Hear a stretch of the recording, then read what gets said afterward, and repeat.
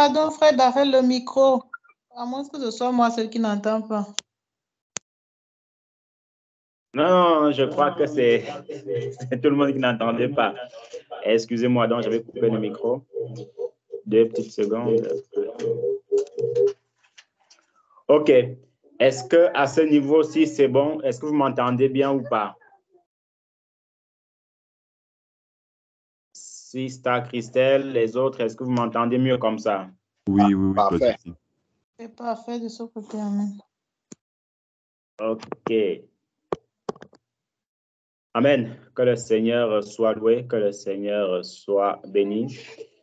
C'est encore un sujet de joie pour moi de me trouver encore devant vous en cette journée du 24 mai 2023. Donc, le mois de mai avance à grands pas. La dernière fois, c'était le 1er mai, où c'était férié quasiment pour tout le monde, à savoir la fête du travail. Hein. Et aujourd'hui, nous sommes le 24 et la semaine prochaine, ça sera la dernière semaine du mois de mai. Donc, on ne peut que remercier le Seigneur pour tout cela. Donc, frères et sœurs, en cette soirée, voici un tout petit peu les thèmes sur lesquels nous allons parler, à savoir Jésus et les pharisiens. Pour ce faire, nous allons lire quelques passages bibliques, à savoir Matthieu 23, le verset 1 au verset 13. Et on va aussi prendre le verset 27 au verset 28. On va prendre 3 Jean, chapitre 1, le verset 9 au verset 10. Et après, le livre de Actes des Apôtres, chapitre 2, le verset 42 au verset 47. Donc, comme d'habitude, l'Assemblée qui a trouvé pour commencer à faire la première lecture et ainsi de suite, ainsi de suite.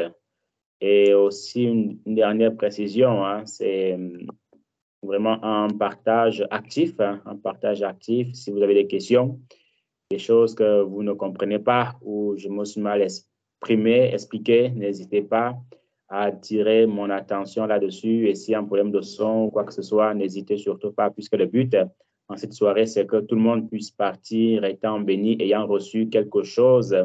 Et moi, le premier. Donc, vraiment, c'est pour nous, hein, c'est pour nous. Ce n'est pas forcément seulement pour moi ce partage. Donc, frères et sœurs, nous pouvons commencer la lecture pour ceux qui ont trouvé par la grâce de Dieu. Amen. Matthieu 23, 1 à 13. Je lis. Alors, Jésus parlant à la foule et à ses disciples dit, les scribes et les pharisiens sont assis dans la chaire de Moïse. Faites donc et observez tout ce qu'ils vous disent, mais n'agissez pas selon leurs œuvres, car ils disent et ne font pas. Ils lient les fardeaux pesants et les mettent sur les épaules des hommes, mais ils ne veulent pas les remuer du doigt. Ils font toutes leurs actions pour être vus des hommes. Ainsi, ils portent de larges phylactères. Ils ont de longues franges à leurs vêtements. Ils aiment la première place dans les festins et les premiers sièges dans les synagogues. Ils aiment à être salués dans les places publiques et à être appelés par les hommes Rabbi, Rabbi. Verset 8. Mais vous, ne vous faites pas appeler Rabbi, car un seul est votre maître et vous êtes tous frères. Et n'appelez personne sur la terre votre Père, car un seul est votre Père et celui qui est dans les cieux, et c'est celui qui est dans les cieux. Ne vous faites pas appeler directeur, car un seul est votre directeur, le Christ. Le plus grand parmi vous sera votre serviteur. Quiconque se lèvera sera abaissé, et quiconque s'abaissera sera élevé. Malheur à vous, scribes et pharisiens hypocrites, parce que vous fermez aux hommes du royaume des cieux, vous n'y entrez pas vous-même, et vous ne laissez pas entrer ceux qui veulent y entrer. Amen.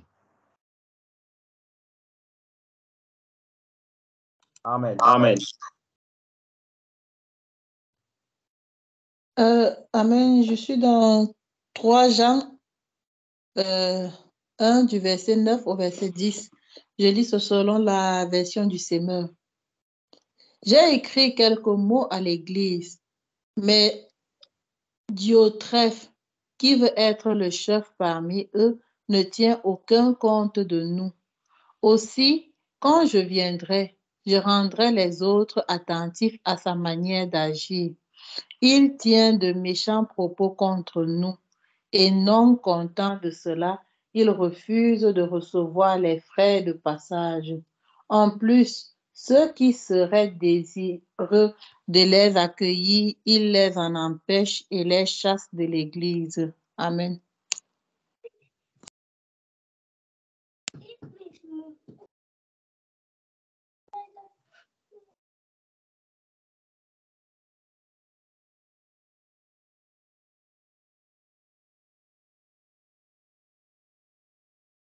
Alors,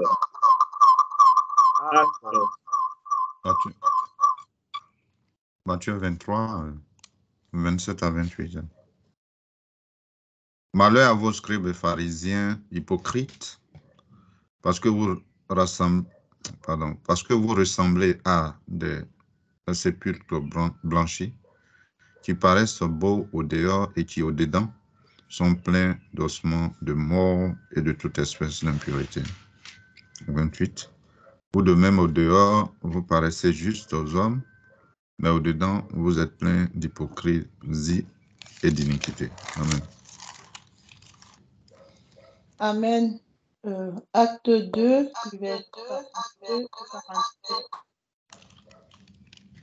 Dès lors, il s'attachait à écouter assidûment l'enseignement des apôtres, à vivre en communion les uns avec les autres, à rompre le pain et à prier ensemble.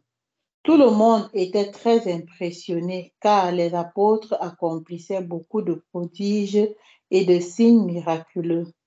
Tous les croyants vivaient unis entre eux et partageaient tout ce qu'ils possédaient. Ils vendaient leurs propriétés et leurs biens et répartissaient l'argent entre eux selon les besoins de chacun. Tous les jours, d'un commun accord, ils se retrouvaient dans la cour du temple. Ils rompaient le pain dans les maisons et prenaient leur repas dans la joie, avec simplicité de cœur. Ils louaient Dieu et le peuple tout entier leur était favorable. Le Seigneur ajoutait chaque jour à leur communauté ceux qu'il sauvait. Amen.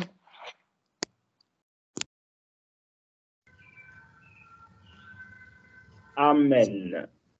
Je ne sais pas si le frère Prosper voulait encore lire, puisque le micro est ouvert. Vous voulez dire quelque chose? Non, en fait, non. J'avais oublié. Puisque tout est fini, hein, à moins qu'il y ait un autre verset à lire, je le lirai. Non, je pense que c'est bon, merci. Mais tu pourras intervenir hein, si tu as des ajouts à faire, il n'y a pas de souci. Mais sinon, je crois qu'au niveau des versets, c'est bon. Amen. Amen. Que le Seigneur vous bénisse abondamment pour vous qui avez lu, pour ceux qui avaient aussi à cœur de lire, qui n'ont pas pu, que le Seigneur vous bénisse aussi abondamment. Éternel des armées, Seigneur, Papa, sois béni, Père de gloire, pour ton Saint-Nom, sois élevé, Seigneur. Prends le contrôle de ce moment, Seigneur, Papa, au nom de Jésus. Amen. Amen. Frères et sœurs, concernant ce qu'on vient de lire, surtout Matthieu 23, le Seigneur, notre Sauveur, il avait un problème particulier avec un groupe de personnes, c'est les pharisiens. Et le chapitre 23, c'est le chapitre où le Seigneur était le plus dur vers les pharisiens. D'ailleurs, aussi, voici une question de méditation tout à l'heure. Pour vous, c'est quoi un pharisien ou c'est qui les pharisiens? Le Seigneur avait un sérieux problème, hein, mais vraiment plus que sérieux, parce que quand on lit à chaque fois, on voit toujours malheur, malheur, malheur, malheur, malheur. Il n'y a pas une autre personne ou d'autres personnes à qui le Seigneur a employé le mot malheur autant de fois dans la Bible que ce groupe de personnes. Parce qu'il y avait les pharisiens, les scribes et les sadducéens. Après, d'après beaucoup de recherches, hein, ces gens-là, chacun avait son comment dirais-je, chacun avait sa doctrine. Il y en avait qui ne croyaient pas à la résurrection, d'autres qui croyaient au culte des anges, d'autres croyaient ceci et d'autres croyaient cela. Mais toujours, c'est que le Seigneur combattait beaucoup leur doctrine parce que c'est des personnes, voyez-vous, qui connaissaient beaucoup de choses. Donc, je vais éviter de donner la réponse ou ma participation hein, à la question. C'est que ces personnes-là attendaient le Messie, il faut quand même le dire ainsi, juste pour un petit contexte. Hein. Des personnes en fait, qui attendaient le Messie, ils savaient que le Messie devait venir. Ils savaient que le Messie, donc le Sauveur, devait venir. Mais quand le Messie, en fait, il est venu, qu'est-ce qui s'est passé? Le Messie n'est pas venu comme ils l'attendaient. Ils pensaient que c'était un Batman qui allait venir, un Superman, un super-héros, qui allait les délivrer de la captivité romaine, puisque à cette époque-là, c'était l'Empire romain qui régnait beaucoup. On se souvient, ces gens l'avaient pour roi César, puisque quand on voit dans beaucoup des épîtres, hein, on voit quand le Seigneur avait comparu devant Pilate, dans la pression, on a dit à Pilate, écoute, quiconque se fait Dieu est ennemi de Pilate, de César, pardon, est ennemi de César. Voyez un peu, donc César, c'était leur Dieu. César, c'était leur idole.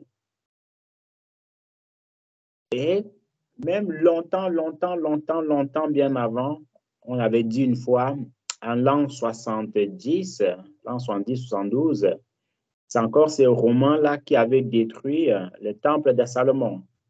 Un soldat par mégarde, il avait laissé une de ses torches tomber dans le temple, ça avait pris feu. Comme on dit, un incendie. Donc, ces gens-là attendaient vraiment que le Messie puisse venir pour les délivrer de l'occupation romaine. Mais quand ils ont vu la parure du Messie, un homme, bon, on ne sait pas quand, de nos jours, hein, on ne sait pas comment on essaie d'imaginer, un homme avec peut-être 1m80, 1m75, avec ses peut-être 70 kilos ou 80 kilos. Il se demandait, mais qu'est-ce qui se passe, Jésus? Qu'est-ce qui se passe? C'est pas toi qu'on attendait. C'est pas toi qu'on attendait. Non, il y a eu fausse route. Hein. C'est toi, un faux Messie. C'est pas toi qui vas nous délivrer. Mais en gros, il pensait que le Seigneur allait les délivrer de la force, par la force humaine. Mais c'était beaucoup plus une force spirituelle, tout simplement. C'est spirituellement que le Seigneur était venu pour les délivrer et non de manière physique. Raison pour laquelle il y avait aussi ce couillement de tête-là. Donc, pour revenir à la question, frères et sœurs, pour vous, c'est qui un pharisien ou c'est qui un scribe ou c'est qui un sadducéen? Donc, si vous avez des éléments de réponse, n'hésitez pas à ouvrir le micro, à demander la parole et je vais vous la passer. Amen.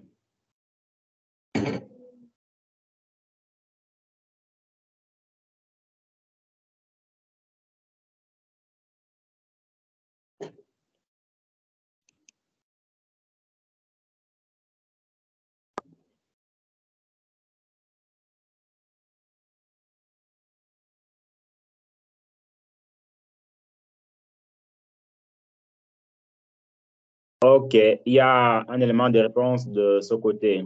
Amen, la part de la sœur. Amen. Quand je cherche à vous, officiellement, c'est ça qu'on vient. Dit par exemple que c'est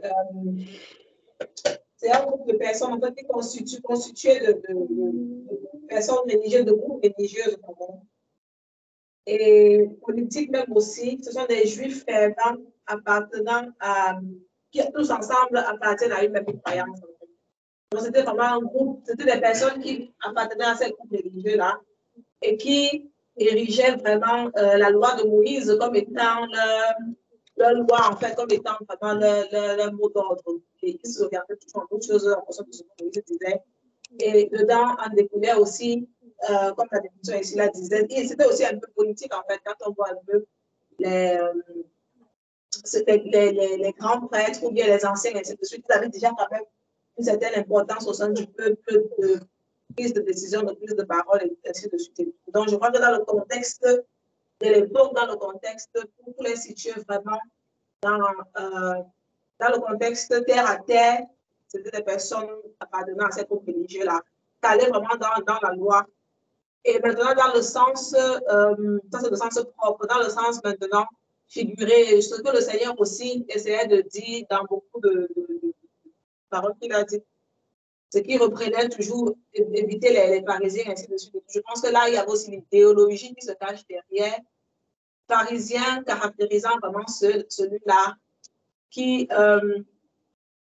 est calé dans cette écriture-là, selon lui, qui se dit connaître toutes choses, mais qui au fond ignore vraiment, ou du moins rejette, décide de rejeter, peut-être volontairement aussi, ce qui fait vraiment l'essence de la parole de Dieu, en fait, à savoir la personne du Christ, l'amour, ainsi de suite et tout. Donc, aujourd'hui, si on veut peut-être parler de l'homme qui est parisien, ces groupes religieux-là peut-être n'existent plus, peut-être en Allemagne où nous sommes aujourd'hui, mais ça peut représenter maintenant quelqu'un qui vient se dire tout connaître, être calé, peut-être dans la parole de Dieu, est rempli d'orgueil, est imbu de lui-même, méprise tout le monde, ne veut même pas reconnaître ce que les autres disent, alors qu'au fond, ce n'est qu'une couverture. Mais quand tu regardes au fond, tout ce qu'il dit, enseigner, tout ce qu'il dit, croire, les actes ne suivent vraiment pas.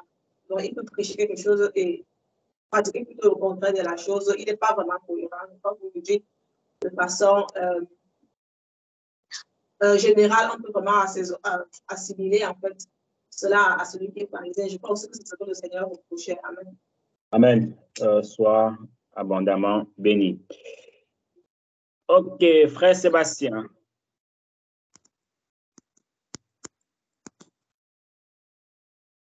Amen. Merci pour la parole, homme frère. Donc, déjà, pour revenir encore sur ces pharisiens-là, pour qu'on comprenne encore mieux dans l'époque dans laquelle nous sommes, ça va un peu ressembler à ce que la soeur a dit, mais en d'autres termes, pour parler des politiciens.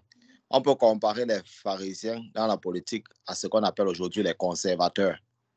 Comme on le disait déjà il y a quelques semaines ici au partage, il y a des conservateurs. Les conservateurs, c'est-à-dire ceux-là qui restent sur ce qui avait été écrit depuis des années, depuis des siècles, qui disent qu'ils ne vont pas varier en fonction du temps. Donc les pharisiens n'ont pas pu identifier la venue de Jésus. Ils n'ont pas compris le pourquoi de la nouvelle alliance. Ils ont décidé de rester dans ce qui était ancien, d'être conservateurs, de conserver ces choses-là. Mais le faisaient-ils vraiment par amour de Dieu? C'est là la question. Il fallait bien que les pharisiens se distinguent des autres. Voilà pourquoi pendant que les autres embrassent le nouveau mouvement, qui est la liberté en Christ, qui n'est pas le libertinage, les pharisiens étaient heureux de rester dans ces anciennes choses complexes, compliquées, difficiles à comprendre. Personne ne comprenait ce qu'ils faisaient, sauf eux-mêmes. Ils voulaient que tout le monde le fasse comme eux. Et c'est là où était le problème. Ils savaient que personne ne peut faire cela, mais ils gagnaient vraiment beaucoup de plaisir à imposer ces choses aux gens, parce que peut-être par ignorance, ils croyaient aussi en partie qu'ils sont en train de bien faire.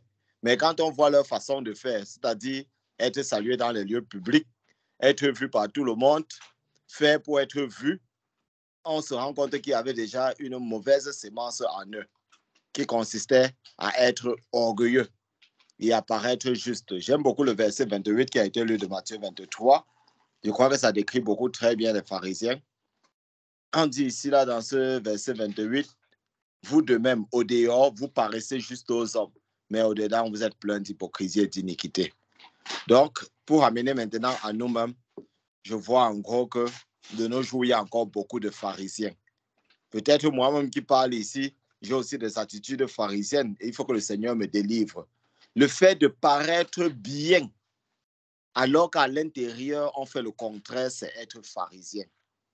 Le fait que tous les frères pensent que tu es un vrai frère par rapport à tel élément et que dans ton cœur, tu penses autrement. Dans le secret, tu vis cela autrement. C'est une attitude purement pharisienne. Et que Dieu nous en délivre. Parce que quelquefois, on se trompe, on dit, celui-là, c'est un pharisien, en regardant l'ensemble de ses œuvres. Or, nous pouvons ne pas être totalement pharisiens, mais en partie pharisiens. Et je crois que c'est ce qui touche beaucoup l'Église de nos jours. Amen. Amen, amen, amen, amen. Sois abondamment béni, mon frère. Frère Bertrand, bonsoir à toi. Comment vous allez? Tu as la parole. Amen, bien-aimé. Dieu merci, on va très bien, frère, et soyez aussi bénis. Chacun dans son assemblée, ça fait très longtemps, on n'a pas pu se connecter, soyez bénis. Mais sinon, dans l'ensemble ici, on va bien, bien-aimé. Bonsoir, frère Sébastien. Bonsoir à toi, frère Darrel. Bonsoir, frère Suzy. Bonsoir, frère Prosper. Bonsoir à tous ceux qui sont connectés, pasteur Pierre, frère Donald et tous les autres. Amen, bien-aimé. Vraiment que Dieu soit là pour le thème abordé.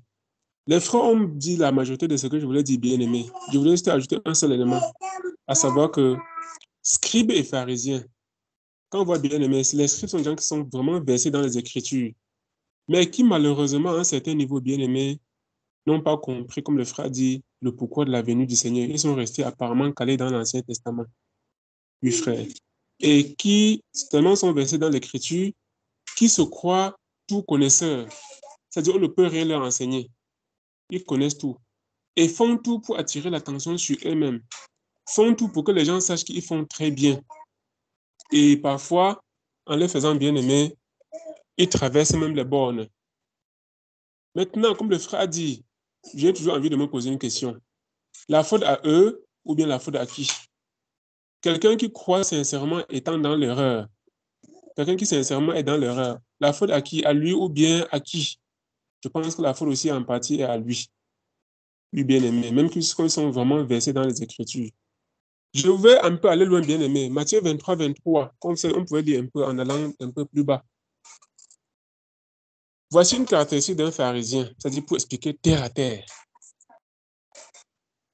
Vous, pharisiens, vous payez la dîme de la menthe, de la nette, du cumin, de ceci. Et vous négligez ce qui est plus important, à savoir la justice, la miséricorde, et ainsi de suite. Bien aimé, un pharisien, c'est qui? Terre à terre. Le pharisien, c'est celui-là qui laisse son frère en souffrance et dit qu'il part à l'église. Le pharisien, c'est celui-là qui laisse son frère mourant, pas donner la dîme à l'église, frère. La Bible nous dit tout le contraire, frère, tout le contraire. J'apporte la dîme pour qu'on me voie, pour qu'on sache que j'ai bien donné. Le pharisien, c'est celui-là qui donne la dîme et veut qu'on sache qu'il a donné la dîme. Quand il fait une œuvre à l'église, il veut qu'on sache que c'est lui qui l'a fait. Quand il fait une œuvre, une bonne œuvre, ou bien quand il a prêché un bon message, il veut qu'on apprécie son message.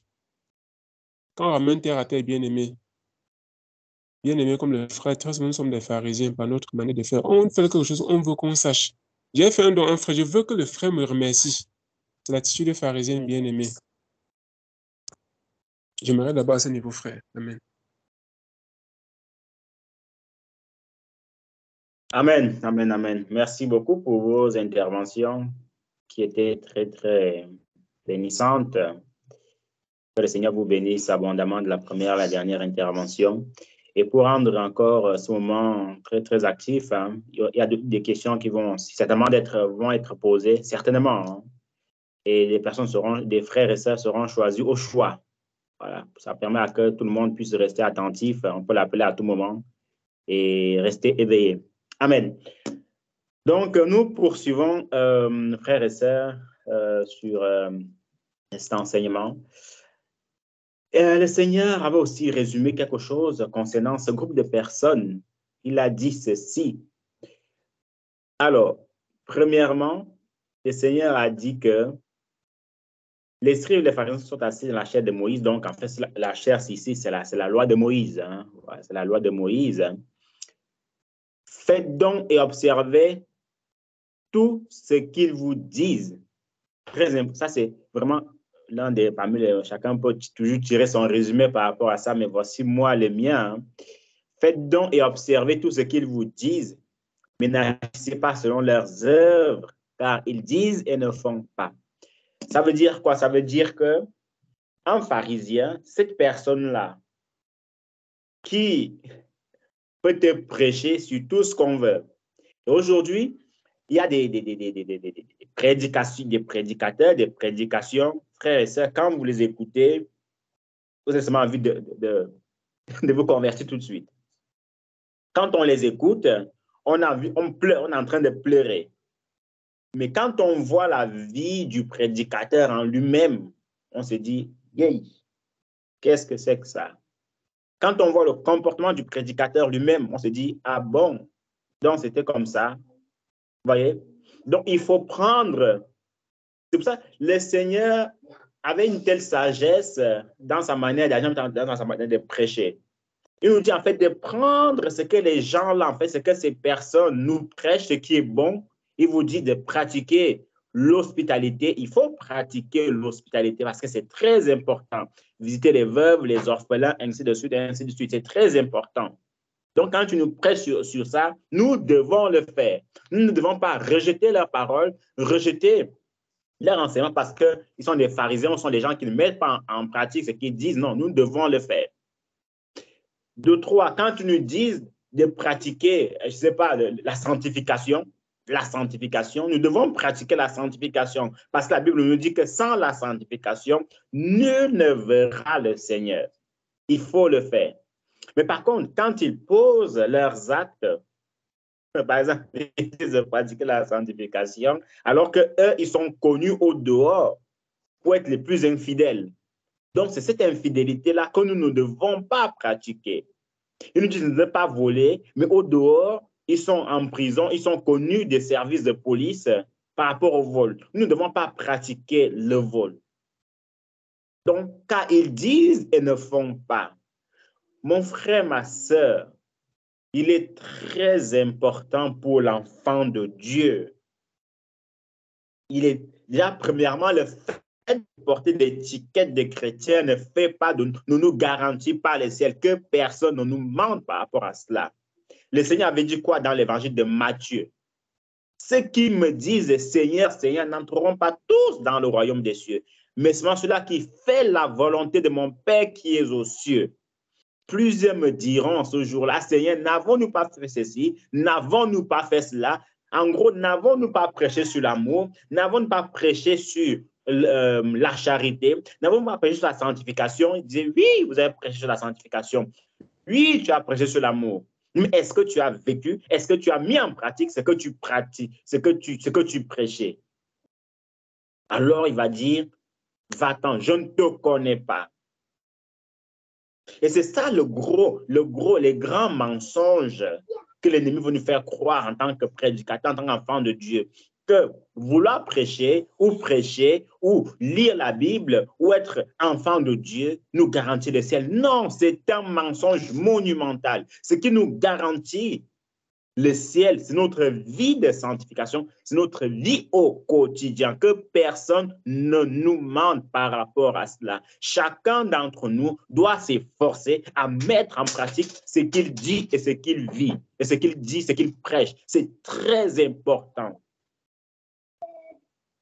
Et c'est pour cela que le Seigneur avait un problème avec ces gens-là, parce qu'ils ne faisaient pas ce qu'ils disaient.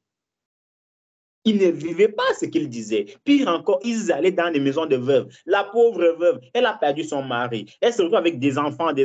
Tu vis encore dans sa maison, piller sa maison en demandant ceci, en demandant cela. Où la Bible dit que vous demandez la dîme des offrandes, la dîme de la menthe, machin, truc, ainsi de suite. Mais vous oubliez ce que le Seigneur demande.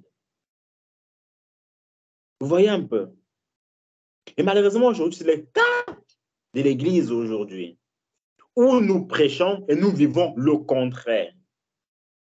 Nous disons de ne pas voler, nous sommes connus des services secrets, où nous disons de ne pas voler, de ne pas faire preuve de vol. Et au niveau des impôts, nous fraudons au niveau des impôts. Quel évangile prêchons-nous? Quel évangile vivons-nous? Ce n'est pas digne d'un enfant de Dieu, ces affaires-là, ces choses-là. Et la Bible dit en continuant, c'est un chapitre tellement long, tellement bénissant, qu'on se demande, mais Seigneur, ces gens-là, comme on dit, le Seigneur les a vraiment lavés, il faut le dire ainsi. Il les a lavés.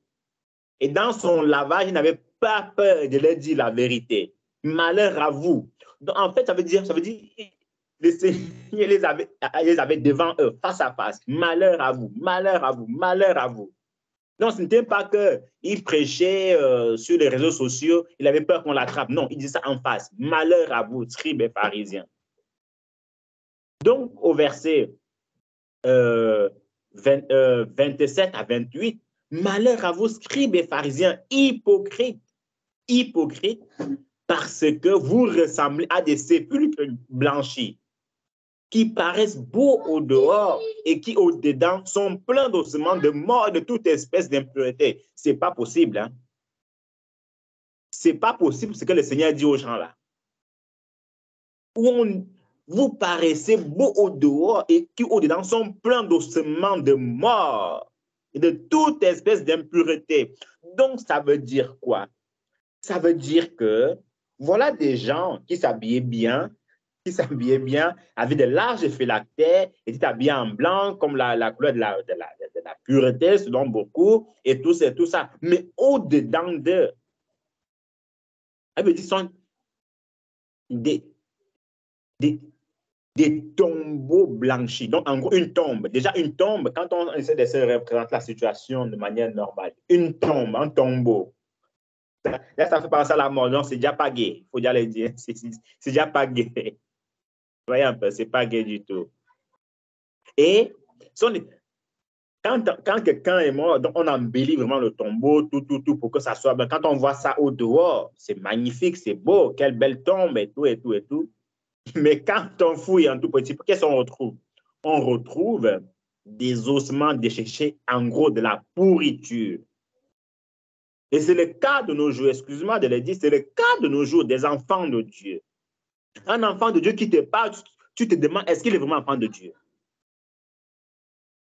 Une sœur qui te parle, tu te demandes, mais qu'est-ce qui n'a pas marché?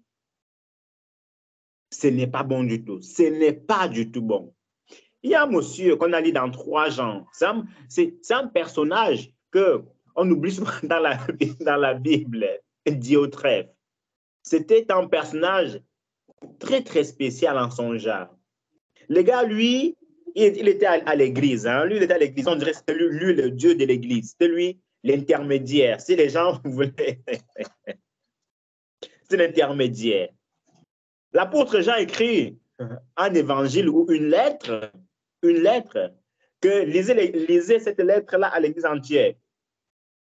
Diotrephe, il prend d'abord la lettre comme ça, il analyse, il tourne les pages, il dit que non, la lettre là ne me plaît pas. Bon, Jean, réécris une autre. Hein. Je ne peux pas lire ce genre de lettre à l'église. Réécris une autre. Donc, voilà un autre pharisien de l'église. Parce que la Bible dit aussi que les pharisiens avaient aussi un attribut. C'était des gens qui ne voulaient pas rentrer au ciel. Non seulement ils ne voulaient pas rentrer au ciel, mais ils empêchaient de ceux qui voulaient entrer au ciel d'entrer. Mais quel degré de méchanceté. En gros, ça veut dire que tu as la possibilité de faire du bien à quelqu'un, mais par méchanceté, tu ne le fais pas. Par méchanceté, tu ne le fais pas. Voilà aussi une autre attitude des pharisiens. Donc, ce Diotrephe-là était assis et tout passait par lui. Déjà, l'apôtre Jean, dans son caractère, c'était vraiment, si on peut le dire ainsi, l'apôtre le plus doux de tous les apôtres, à l'inverse de l'apôtre Pierre, l'apôtre le plus doux. Mais quand il va entendre ça, voici ce qu'il va dire. Dans 3 Jean, chapitre 1, le verset 9. J'ai écrit quelques mots à l'église. Donc, il n'a même pas écrit à Diotrephe. Hein. C'est à l'église qu'il a écrit. Mais Diotrephe qui aime être le premier, voilà un autre pharisien. Ça veut dire qu'ils aiment les premières places dans l'église. Être habillé là avec des larges phylactères. Qui aime à être le premier parmi eux ne nous reçoit point. Quel courage de ne pas recevoir les apôtres. Quel courage, quel culot, comme on dit en langue française. Il ne veut pas recevoir les apôtres. C'est pourquoi si je vais vers vous voir, je rappellerai les actes qu'il commet en tenant contre nous de méchants propos. Non content de cela, il ne reçoit pas les frères et ceux qui voudraient le faire. Il les empêche et les chasse. Donc lui, non seulement il examinait les Écritures, il voulait être le premier, il ne voulait pas recevoir les apôtres, il chassait les gens de l'Église. En tout cas, il avait beaucoup de force, il avait beaucoup de courage, mais dans le mauvais sens. Il chassait les gens de l'Église. Mais c'est pas étonnant, ce genre de personnes. Déjà, tu ne veux pas lire les épîtres que les apôtres envoient, tu ne veux pas recevoir les apôtres, bah, c'est pas étonnant qu'ils chassent les gens de l'Église. Voilà notre pharisien, mais d'une autre façon. Et c'est pour ça que le Seigneur nous appelle aussi en fait à l'humilité. La Bible nous dit que ne soyez pas prompt à être les premiers ou être les plus grands, mais soyez les serviteurs de tous. Mon frère, ma soeur, voilà aussi un autre signe d'humilité. Être le serviteur de tous dans l'Église, être le serviteur de tous dans ce qu'on fait. Être toujours celui-là, en fait, que quand on parle de lui, il faut toujours parler dans l'humilité. Que le frère là, la sœur là. Vous voyez un peu. Avant de revenir par rapport à Matthieu ici, vous savez, on a lu Actes chapitre 2, le verset 42, verset 47, ce qu'on appelle la communion fraternelle. Aucun pharisien ne peut vivre une communion fraternelle. Aucun. Parce que pourquoi? Parce que dans son cœur, c'est que de la pourriture. Son cœur, il n'y a rien de bon. Si les apôtres ou si nos ancêtres, on peut le dire ainsi, étaient bénis dans le livre des Actes des Apôtres, c'est parce que, ils avaient travaillé leur cœur. Et aujourd'hui, c'est malheureux de le dire, excusez-moi. La communion fraternelle, c'est difficile. C'est difficile maintenant de la vivre, la communion fraternelle. C'est difficile de la vivre. Pourquoi? Parce qu'il y a encore beaucoup d'entre nous, voyez-vous, beaucoup d'entre nous qui ne sont pas, circoncis du cœur. Leurs cœurs ne sont pas encore circoncis. Et pourquoi leurs cœurs ne sont pas encore circoncis? Parce que nous prêchons et nous vivons le contraire. Il y a encore des couples, Ananias et Saphira. Voici un exemple de couple d'Ananias et Saphira. Frères et sœurs, on décide de vivre en communauté, c'est un exemple tel qu'on est là.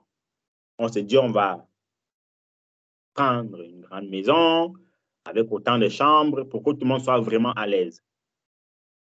Et on se dit, OK, voici, chaque famille, chaque sœur travaille, chaque frère travaille. Et on essaie de manière commune, parce que la communion fraternelle. Dans le mot communion, il y a commun. Donc, tout se fait en commun. Donc, il n'y a plus de cachotterie. Il n'y a plus de ça m'appartient, non. Maintenant, il y a des couples, Ananias et Saphira, que quand on pose cette question-là, ils se mettent à côté, ils disent que bon, notre salaire là, on va. Normalement, de manière normale, on gagne peut-être 5 000 €, mais on ne sait jamais ce qui peut arriver par la suite avec les enfants et tout. Donc, on va plutôt déclarer qu'on gagne 4 000 €. Et les autres 1 000 € là, c'est pour nos enfants qu'on épargne. Et les autres 1 000 € là, on va faire autre chose. Non, mon frère, non, ma soeur. Voilà un couple, Ananias et Saphira. Pourquoi je dis cela? Parce que quand on dit commun, ça veut dire que nous tous, tes enfants ne sont plus, certes, ce sont des enfants de la chair et tout, mais tes enfants ne sont plus tes enfants, mais ce sont les enfants de toute une communauté. Vous voyez un peu. Mais pourquoi alors devrais-tu, même si tu le dis ainsi, même si on le dit ainsi, il n'y a pas de problème, mais dans ce cas, il faut le dire de manière ouverte, que frères et sœurs, il est peut-être mieux que pour nos enfants qu'on mette un peu de côté, et non de le faire entre vous deux, sans que personne ne le sache. Et c'est ce qui s'est passé avec Ananias et Saphira, parce qu'ils avaient vendu le terrain, peut-être à 10 000 €, pendant que tout le monde vendait tous les biens, machin, trucs, ainsi de suite. Chacun venait déposer. Ils ne faisaient plus aucun cas de leur vie, ils venaient déposer. Ananias et Saphira ont trouvé un moyen que, bon, ça a coûté 10 000 €.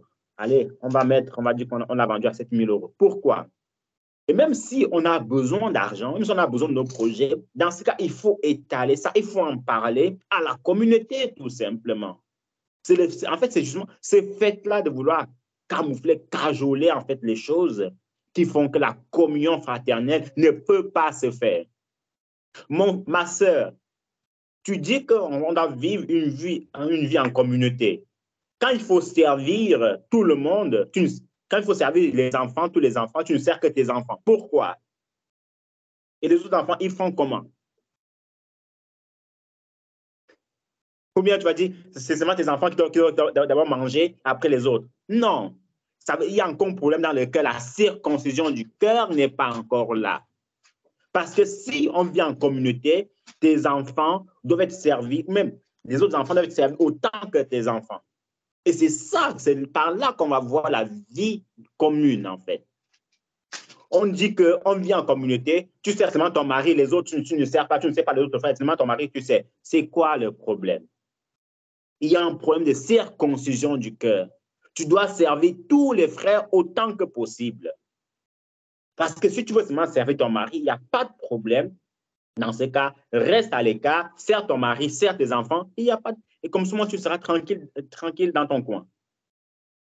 On dit que, mais ça allait préparer, il y a toujours une sœur, elle est là, elle ne fait rien du tout, ce sont les autres qui préparent, elle ne fait rien. Ma sœur, c'est comment? C'est pas bon du tout. La vie en communauté, tout le monde, comme on dit, tout le monde doit mettre la main à la pâte. Ou on dit que bon, tout le monde doit travailler, ou tout le monde en fait doit... Bon, ça fait le travail qu'on se lève pour aller travailler. Même le travail, par exemple, aller à la...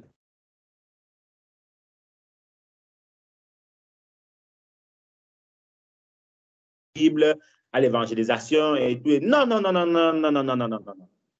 Certes, on peut peut-être se concentrer par rapport à ça beaucoup plus que les autres. Il n'y a pas de souci. Mais de temps à autre, nous devons aussi, en tant que serviteurs de Dieu, mettre la main à la pâte quand il faut faire à manger. Pourquoi? Parce que le Seigneur Jésus-Christ lui-même, il a lavé les pieds des apôtres. 2, il a dit que celui qui va être le plus grand parmi vous soit votre serviteur. Donc, on doit être le serviteur des autres en tant qu'homme de Dieu. Et c'est par là qu'on montre le bon exemple. Mais toi, tu te dis que non, moi, je suis le pasteur de l'Église, l'apôtre de l'Église, le prophète de l'Église. Alors, tout ce que j'ai fait, j'ai seulement manger et puis dormir. Ce n'est pas bon. Ce n'est pas un bon exemple pour les autres. Ce n'est pas du tout un bon exemple. En autre cas encore, mon frère, ma soeur, tu es celui-là, tu es ce frère-là, quand on vient en communauté, tu es celui-là à chaque fois que, quand tu arrives, tu piétines les chaussures des autres, tu ne t'excuses pas du tout, tu fais comme si de rien n'était, et c'est constamment comme ça. Mon frère, ma soeur, tu n'es pas encore converti. Enfin, tu as encore des problèmes, il y a encore le problème de circoncision du cœur. Ou bien, on est ce frère ou cette sœur-là, dès qu'on arrive quelque part, là où on accroche les vestes, il n'y a plus de place, tu prends la veste d'un autre frère ou d'une autre sœur, tu la balances par terre et tu mets la tienne. Quel est le problème?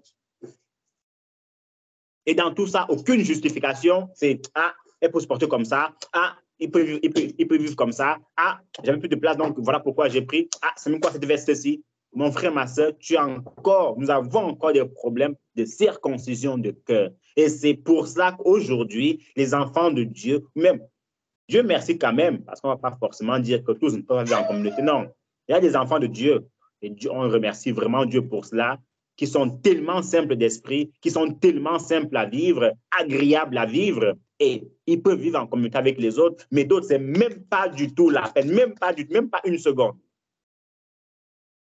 Tel que nous sommes là, on ne va pas poser la question pour éviter les mauvaises surprises, pour éviter les mauvaises surprises, mais chacun a la réponse dans son cœur. C'est que mon frère, ma soeur, est-ce que tu es prêt à vivre en communauté avec une sœur, avec d'autres frères, avec d'autres sœurs? Aujourd'hui, la réponse est dans ton cœur, dans notre cœur aujourd'hui. Mais je pense si on doit faire le pourcentage, on n'arrivera même pas à 30% de oui. Pourquoi? Parce que c'est nous-mêmes le problème. Nous-mêmes. Notre comportement, il est encore à revoir. Notre façon d'être, c'est encore à revoir. Mais nous prêchons l'évangile. On prêche sur l'amour, mais quand il faut s'excuser, il n'y a plus personne. On prêche sur le pardon, mais quand il faut pardonner et passer autre, il n'y a plus personne. On prêche sur la charité, mais quand il faut donner au dehors, il n'y a plus personne. Vous voyez un peu. On prêche sur ce que le Seigneur avait dit, si ta main gauche donne, la droite ne doit pas savoir, mais dès qu'on donne, il faut que tout le quartier soit au courant. Qu'est-ce qui se passe? Donc, mon frère, ma soeur, nous devons vivre. C'est très important.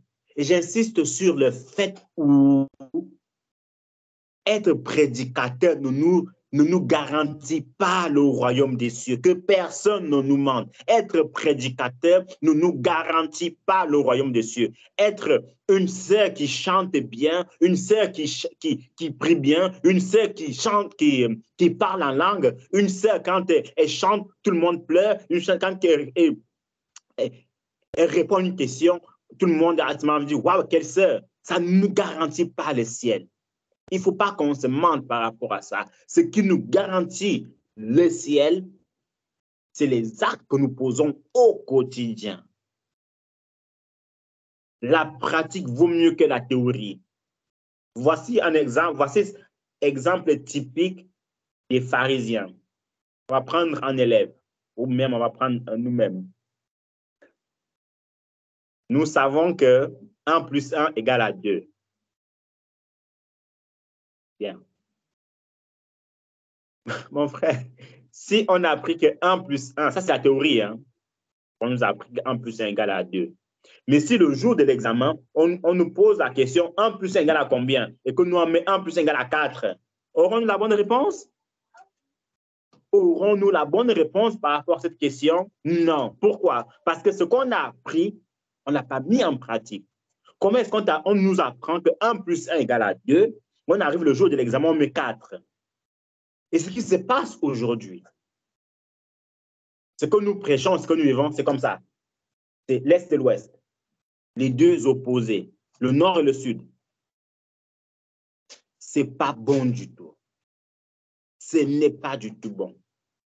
Nous devons être, frères et sœurs, nous devons être en mesure d'avoir une vie de communion fraternelle. Je dois être en mesure de dire, OK, je prends ma famille, ma femme et mes enfants, on va vivre chez le frère Franck de manière commune, sans problème.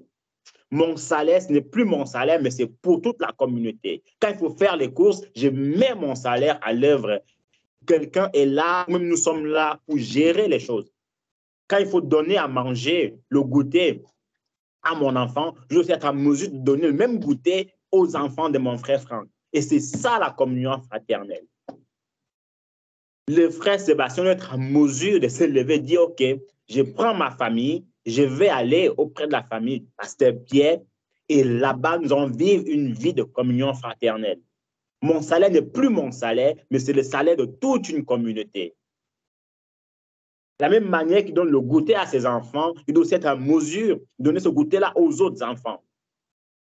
Et la femme du frère Sébastien doit être en mesure, quand elle sert le frère Sébastien, elle doit aussi servir le pasteur Pierre et vice-versa. Ce n'est pas déjà que tu arrives, c'est ton mari que tu sais, des enfants que tu sais, mon frère, c'est quoi qu'est-ce qui ne va pas? Problème de circoncision du cœur, même pour débarrasser les assiettes. On doit être en mesure, on dépend que c'est notre travail, hein. Mais quand il faut débarrasser les assiettes, une sœur, quand elle débarrasse une assiette, elle ne doit pas seulement débarrasser l'assiette de son mari, ni l'assiette de son enfant, elle doit débarrasser l'assiette de quasiment tout le monde, s'il le faut, c'est son devoir. Faire l'inverse ou faire la moitié des choses, ce n'est pas bon du tout. Ce n'est pas une vie de communauté. Vous voyez un peu? Tout ceci, c'est un problème de cœur. Après, on peut comprendre qu'il y a peut-être d'autres personnes qui oublient ça. On peut se mettre l'oubli, hein, ou la négligence, ainsi de suite, ainsi de suite. Il ne faut pas forcément mettre tout sur le... Il y a un nouveau prédicateur qui veut vous saluer ici. Je veux saluer. Salut alors. OK. Soyez bénis. Donc, nous poursuivons. Donc, on ne va pas forcément tout mettre dans le problème de circoncision de cœur ou dans le problème des hypocrites, non. Il y a des sœurs, il y a des frères, il y a des manquements, on peut le comprendre. Moi, le premier. Mais toujours est-il c'est que c'est quelque chose qui est inné en nous, on nous a rappelé, on nous a interpellé et que nous, on consiste dans ça. Mon frère, ma soeur, il y a un problème de circoncision du cœur, il y a un problème du pharisianisme là-dedans. Et on n'est pas prêt. Et vous savez, je terminerai par ça, c'est que le problème du pharisien, c'est qu'il ne reconnaît quasiment pas sa faute. Tous c'est les autres. Tous c'est la faute des autres. Il ne voit pas, comme quelqu'un disait, tu ne fais qu'accuser les autres, mais regarde toi-même où tu te trouves. Regarde toi-même où tu te trouves. Qu'est-ce que tu fais? Où tu te trouves avant d'accuser les autres. Ce sont les autres les problèmes. C'est ma soeur qui a un problème, c'est mon frère qui a un problème. Pourquoi? Et toi, tu n'as jamais de problème. Ce n'est pas bon du tout. Avant d'accuser un frère, avant d'accuser une soeur, examine-toi toi-même. Quelle est ma responsabilité dans l'acte que j'ai posé? Et quand tu as examiné ta responsabilité, tu seras mieux jugé. C'est pour que c'est toi qui as raison. Mais dans plusieurs cas, mon frère Marcel, est très important de s'examiner soi-même. Ne pas s'examiner, c'est nous amener à la perdition, il faut le dire ainsi, au chemin de l'égarement. Comme on disait, je crois que c'est la sœur qui le disait tout à l'heure, des gens qui ne font qu'aller de mal en mal, des gens qui ne veulent pas changer. Et c'est ça aussi l'attitude typique du pharisien. Tu ne veux pas changer. Après maintes reprises, après qu'on t'ait repris à maintes reprises, tu ne veux pas changer. Ce n'est pas bon du tout. Ce n'est pas le but. Vous imaginez dans une maison commune, tout le monde ici, on ne va pas demander pardon quand on est en tort, on ne va pas reconnaître nos fautes. On va vivre ce qu'on a dans Galates 5, 15. Mais si vous vous mordez, que vous vous dévorez les uns les autres, prenez garde. C'est pas d'être détruits les uns par les autres. Donc, frères et sœurs, avant de faire la conclusion générale, on va demander à deux personnes, à savoir notre sœur Monique, c'est qu'elle a compris de ce message, et on va demander à notre frère Yannick de nous dire ce qu'il a compris de ce message. Si on ajoute en 2 minutes, il peut aussi l'ajouter. Donc, sœur Monique, tu as la parole après le frère Yannick. Amen. Moi, ce que j'ai compris, l'essentiel de ce que j'ai compris, c'est ce qu'on dit souvent en anglais, practice what you preach. Il te dit que donc tu dois pratiquer ce que tu prêches. C'est facile de dire aux autres fais ci, fais ça, fais ceci ou fais cela, ou de faire semblant d'être un exemple et d'être parfait, alors que nous-mêmes on n'est pas parfait. Et je retiens une parole de la Bible qui dit que avant de vouloir retirer la paille qui est dans l'œil de ton voisin, commence par retirer la poutre qui est dans ton œil à toi-même. Et en fait, c'est ça en fait que je retiens, que on doit se nettoyer nous-mêmes. On ne doit pas être hypocrite avec Dieu, avec nous-mêmes et avec les autres. Vraiment mettre en pratique la parole de Dieu pour que peut-être ensuite on puisse être assez grand, entre guillemets, pour pouvoir donner un conseil à quelqu'un d'autre. Donc en fait, c'est vraiment une vie de sanctification qu'on doit mener à chaque fois et veiller sur nous-mêmes pour qu'on ne devienne pas des pharisiens et s'examiner tous les jours. Amen. Amen. Sois abondamment béni, Sista. Frère Yannick. Amen. Que Seigneur nous bénisse. Voilà. Bonsoir à tout le monde. Voilà, excusez-moi déjà pour le retard. Voilà. Bon, ok. Je ne sais pas si vous m'entendez. Hein. Très bien. Ok, amen, amen. Amen. Voilà, donc, bon, moi, pour ce que j'ai retenu, voilà, c'est que on ne se moque pas de Dieu. Voilà. Ce qu'un homme aura semé, la fin, il va le récolter. Donc, aujourd'hui, celui qui veut marcher comme un pharisien, fait semblant devant les gens pour être bien vu, Dieu le voit. Donc, s'il veut, il se cache là. Il peut se cacher là où il veut, mais au moment des récompenses, il y aura ce qu'il adviendra. Donc, voilà.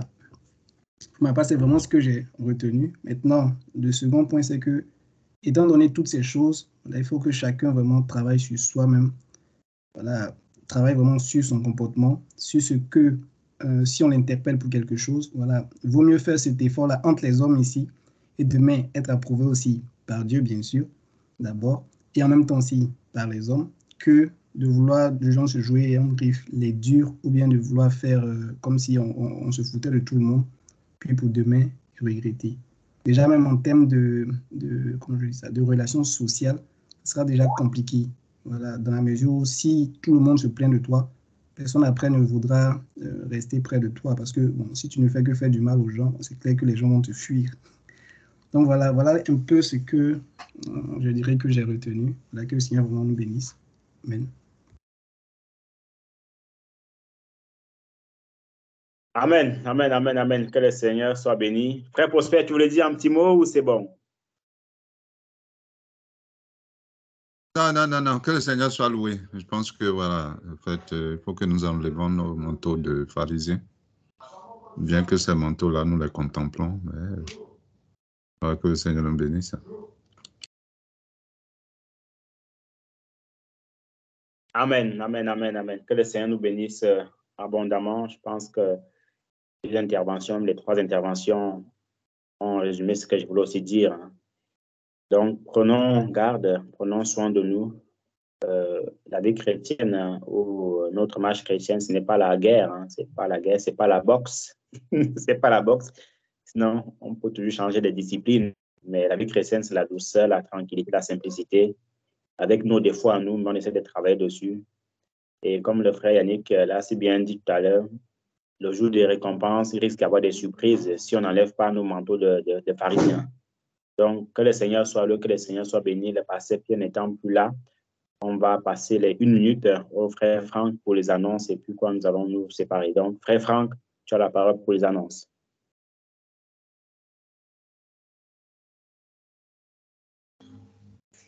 Amen. Bien-aimé, que le Seigneur soit loué, qu'il bénisse chacun d'entre nous. Bon, les annonces, les deux annonces, on va dire pour les prochains jours. Bien-aimé, le vendredi, nous avons le jeûne commun, 6h, 18h. Sujet envoyé au frère Sébastien, qui fera une liste commune. Et la prière, c'est à entre 19 et 23h. Ça, c'est pour vendredi. Et puis dimanche, les activités des enfants. Donc, bien aimé, voilà un tout petit peu pour les prochains jours. Amen. Soyez bénis.